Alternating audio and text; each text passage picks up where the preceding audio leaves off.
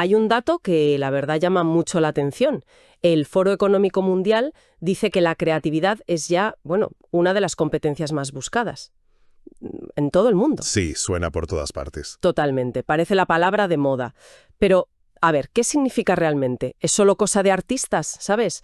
¿O de genios? ¿Naces con ella o quizá es algo que todos podemos, no sé, cultivar?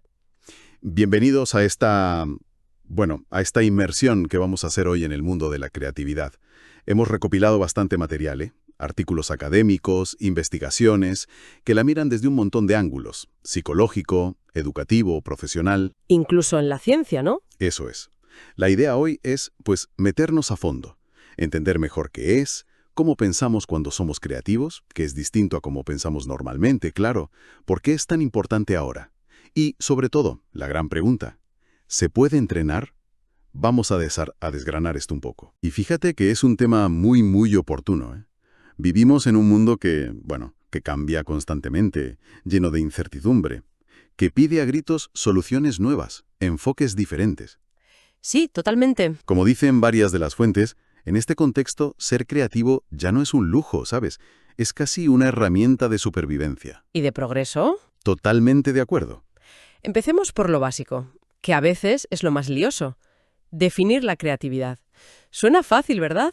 Pero históricamente ha sido un concepto complicado. Sí, sí. De hecho, es bastante nuevo en términos de estudio formal, de diccionarios incluso. Es verdad. Una de las fuentes, de hecho, señala eso, la dificultad histórica. Y se ve en la cantidad de definiciones que hay. Cientos, tela marinera. Cientos, madre mía. Pero bueno, podemos agruparlas, ¿sabes? En torno a ideas centrales. Algunas la ven como un proceso, o sea, la capacidad de generar algo que sea nuevo, pero también valioso, útil. Ajá.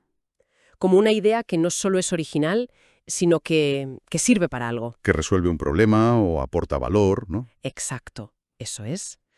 Otras definiciones, pues, se centran más en la habilidad, como una aptitud mental, la capacidad de pensar diferente, de encontrar muchas soluciones posibles. Vale. Y luego hay una tercera vía que la ve más como una actitud, una disposición personal, un potencial que según algunos autores como Fromm, pues lo tenemos todos, no solo los artistas, como una especie de apertura a crear. Entiendo.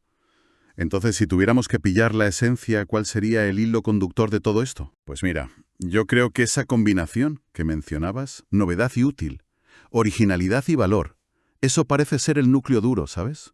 Lo que está en casi todas las visiones. Y ojo, no hay que olvidar una dimensión que a veces se pasa un poco por alto, la emocional. Algunas investigaciones la ligan mucho a la capacidad de expresar emociones, de forma auténtica, original. Vale, entendido. O sea, no basta con la idea loca. Tiene que aportar algo, ya sea práctico o expresivo. Ahora, para entender cómo surgen esas ideas, las fuentes hablan mucho de la diferencia entre nuestra forma habitual de pensar y el pensamiento creativo. ¿Cómo va eso? Ahí tocamos un punto clave, sí. Guilford, hace ya décadas, hizo una distinción que es fundamental. Pensamiento convergente frente a pensamiento divergente. Convergente y divergente. Suena técnico. Un poco, pero es fácil de pillar. El convergente es el lógico, el que busca la única respuesta correcta, el que usamos para un problema de mates normal o para seguir instrucciones, ¿sabes? Paso a paso. El pensamiento que nos enseñan en el cole para muchos exámenes, ¿no? Encontrar la solución. Justo eso, precisamente. El pensamiento divergente, en cambio, es exploratorio. Genera múltiples ideas, diversas soluciones posibles, ante un problema que a lo mejor no tiene una única respuesta correcta. Es la base de la creatividad. Ajá. Y aquí es donde entra con fuerza la idea del pensamiento lateral, de Edward de Bono. Sale bastante en nuestras fuentes. El famoso pensamiento lateral. Siempre se oye hablar de él. Suena bien, pero ¿qué lo diferencia realmente del pensamiento lógico, del vertical, como lo llamaba él? Pues mira, el pensamiento vertical, el habitual, es secuencial. Se basa en la lógica que ya conocemos, sigue caminos trillados, busca la seguridad de lo familiar. Lo que una fuente llama, me gustó la expresión, el confort lógico. El confort lógico. Me gusta. Va paso a paso sobre lo que ya sabemos, de forma predecible. Como seguir una receta de cocina al pie de la letra, ¿no? Buena imagen, sí. El pensamiento lateral, en cambio, es disruptivo por naturaleza. Busca romper patrones, cuestionar lo que damos por sentado, mirar el problema desde ángulos totalmente inesperados. Vale. Conecta ideas que a primera vista no tienen nada que ver, incluso si parece ilógico al principio. Lo fascinante es cómo nos fuerza a salirnos de ese camino marcado, a desafiar nuestras propias estructuras mentales. Pero, a ver, ¿no existe el riesgo de perderse un poco? Con tanto pensamiento lateral, acabar con ideas que no se pueden llevar a la práctica, ¿cómo se equilibra eso con la necesidad de soluciones útiles que decíamos antes? Es una tensión real, sí. El pensamiento lateral es la fase de generar, de explorar sin filtros. Pero luego, claro, se necesita el pensamiento crítico, el análisis, el pensamiento vertical, si quieres, para evaluar esas ideas, desarrollarlas, ver cuáles son realmente viables y valiosas. Entiendo. No son enemigos, ¿eh? Son complementarios. Como apunta una fuente, la de Ansola Salom, intuición y análisis tienen que ir de la mano. No pueden ir separados. Qué interesante. Hay una fuente de Pineda que compara el pensamiento rutinario con el creativo. Dice que el creativo es menos seguro, más confuso, incluso que puede llevar a más errores, pero que es más transformador y genera más aprendizaje. Es como el precio a pagar por la novedad. En cierto modo, sí. Salir de la zona de confort, pues, implica incertidumbre, claro. El pensamiento creativo es como explorar un territorio desconocido. Puedes encontrar tesoros inesperados, pero también te puedes meter en callejones sin salida. Ya. Requiere asumir ciertos riesgos intelectuales, sí. Pero el potencial de descubrimiento es mucho mayor que si sigues siempre la misma ruta segura. Eso está claro.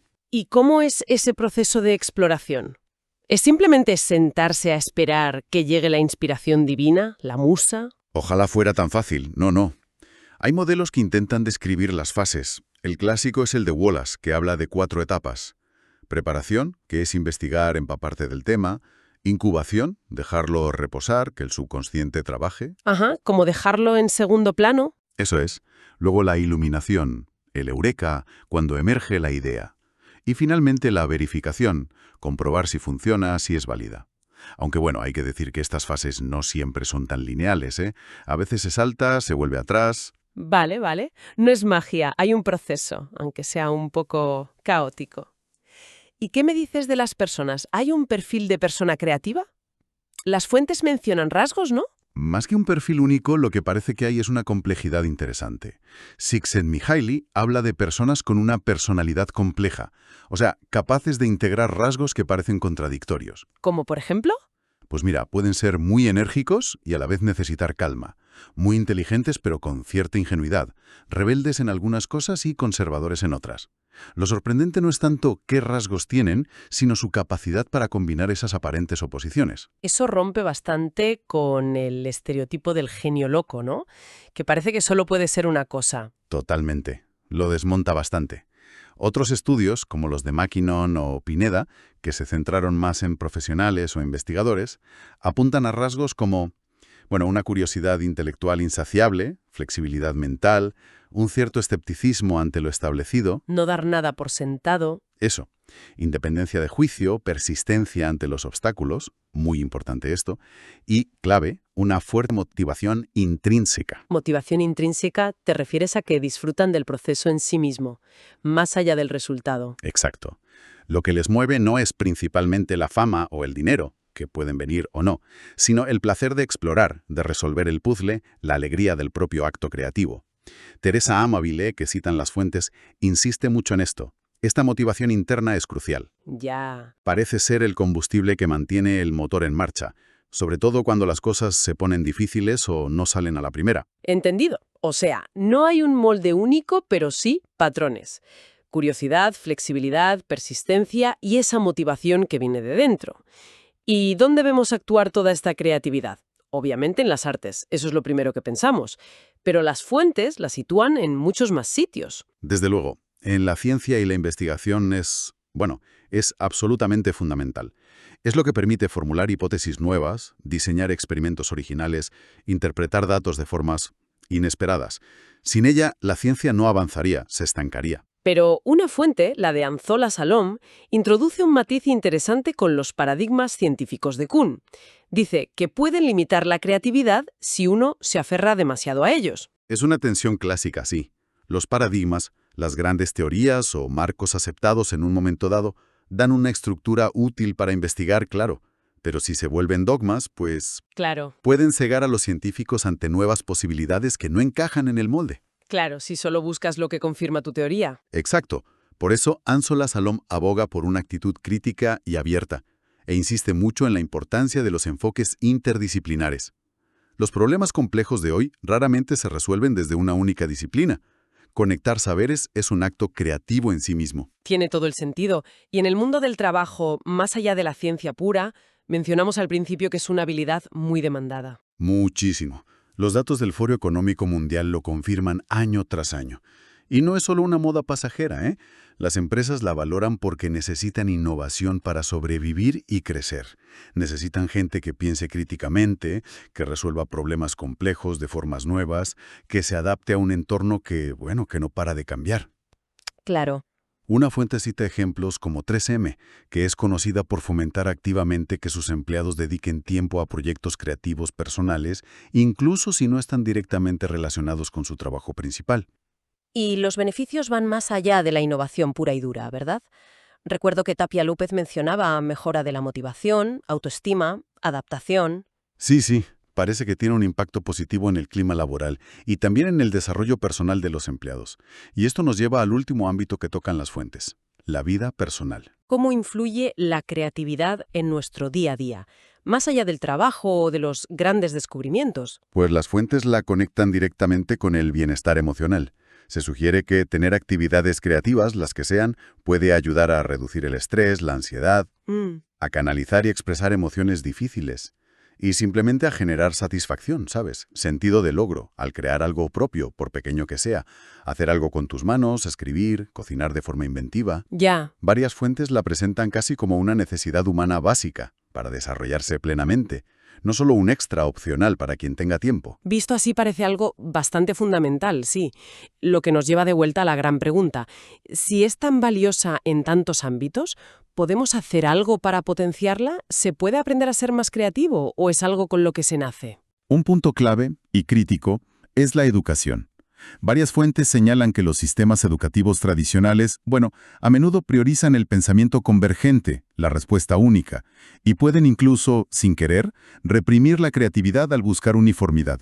Sí, eso se oye mucho. Se necesitan entornos que la fomenten activamente, desde pequeños. ¿Y qué tipo de entornos son esos? ¿Dan pistas las fuentes? Sí. Investigaciones como una de Esquivia Serrano sugieren que funcionan mejor los ambientes que permiten la autoexpresión, que fomentan la cooperación más que la competición pura, que dan libertad y respeto, que son más democráticos, digamos. Vale. Ambientes donde equivocarse no se penaliza tanto, donde se ve como parte del aprendizaje. Tapia López habla del aprendizaje basado en la creatividad, el ABC, con técnicas como trabajar en proyectos abiertos, usar juegos de roles, plantear problemas sin una única solución. De hecho, describe una experiencia positiva aplicando estas dinámicas con estudiantes universitarios en Puebla. Suena bien, la verdad. Pero, ¿y fuera del cole o la universidad? Para nosotros, en el día a día, ¿hay técnicas que podamos usar? Sí, claro. Existen muchas técnicas específicas diseñadas para estimular el pensamiento divergente y lateral. Una muy conocida que mencionan las fuentes son los 6 sombreros para pensar de De Bono, Ah, sí, me suena. que básicamente nos invita a abordar un problema desde diferentes perspectivas mentales, de forma estructurada. La lógica, la emocional, la crítica, la optimista, la creativa, la organizativa. Hay otras como el brainstorming, la lluvia de ideas, los mapas mentales. Pero más allá de técnicas puntuales, que están bien, también es importante identificar y desafiar nuestras propias barreras mentales. El miedo al ridículo, la rigidez de pensamiento, esa creencia de yo no soy creativo. Esas barreras internas a veces son el mayor obstáculo, ¿no? Más que la falta de técnica. Sin duda, son potentísimas. Y volviendo a lo que decíamos antes de la motivación, cultivar la motivación intrínseca es fundamental. Encontrar aquello que nos apasiona de verdad, que nos da curiosidad, y dedicarle tiempo por el simple placer de hacerlo, sin la presión de un resultado inmediato o una recompensa externa. Ese parece ser el terreno más fértil para que florezca la creatividad. Vale. Hemos tocado muchísimos palos, ¿eh? ¿Qué es? ¿Cómo funciona? ¿Quién la tiene? ¿Dónde se aplica? ¿Cómo se fomenta? Si tuvieras que resumir la esencia de todo esto, ¿cuáles serían los puntos clave para llevarnos? Pues a ver, yo diría primero que la creatividad es multifacética. Es un proceso, es una habilidad y es también una actitud. No es una cosa única y simple. Vale. Segundo, que va mucho más allá del arte. Impregna la ciencia, la empresa, la vida cotidiana. Es una forma fundamental de procesar información y de generar soluciones que sean novedosas y a la vez valiosas. Y crucialmente lo que decías, no es un club exclusivo para genios o artistas. Exacto, eso es muy importante. Está influenciada por nuestra personalidad y motivación, sí, pero también enormemente por el entorno social, educativo. Y lo más esperanzador de todo, es entrenable. Podemos mejorar nuestra capacidad creativa con práctica, con aprendizaje y sobre todo creando las condiciones adecuadas para ello. Entonces, ¿qué mensaje final nos llevamos de toda esta inmersión en la creatividad? Pues yo creo que el mensaje es que la creatividad es accesible y sobre todo desarrollable, y que en un mundo tan complejo e incierto como el nuestro, cultivar esa capacidad ya no es un lujo, sino una necesidad cada vez más apremiante, para adaptarnos y para prosperar, tanto individual como colectivamente. Ha sido un análisis muy completo. La verdad es que hemos explorado un concepto fascinante. Hemos visto su complejidad, cómo funciona, su alcance enorme y sobre todo las formas de nutrirla. Y fíjate, todo esto nos deja flotando una reflexión final, creo que interesante. Hemos visto que la creatividad muy a menudo implica romper normas, desafiar lo establecido, pensar fuera de la caja, como se suele decir. Tiene un componente inherentemente disruptivo. Busca lo nuevo, sí. A veces a costa de cuestionar lo viejo, lo que ya está. Pero, por otro lado, también hemos visto que la estructura, las reglas, incluso los paradigmas científicos que comentábamos, aunque a veces limitan, también son necesarios. Nos dan un marco, organizan el conocimiento, permiten la estabilidad social, ¿no? Claro, necesitamos cierto orden. Piensa en la tensión que hay en una empresa, por ejemplo, entre la necesidad de seguir ciertas reglas para que funcione y a la vez fomentar ideas que precisamente rompan esas mismas reglas para poder innovar. La eterna danza entre orden y libertad, que decían. Justo ahí, justo esa es la cuestión. Entonces, la pregunta que queda un poco en el aire es, ¿cómo encontramos el equilibrio? Tanto a nivel personal como en nuestras organizaciones, en la educación, en la sociedad en general. ¿Cómo podemos fomentar esa necesaria disrupción creativa, esa capacidad de innovar y cuestionar sin caer en el caos o perder la estabilidad que también necesitamos? ¿Dónde está el punto óptimo entre la estructura que nos sostiene y la libertad que nos permite volar hacia lo nuevo? Es un desafío constante y desde luego sin respuesta única.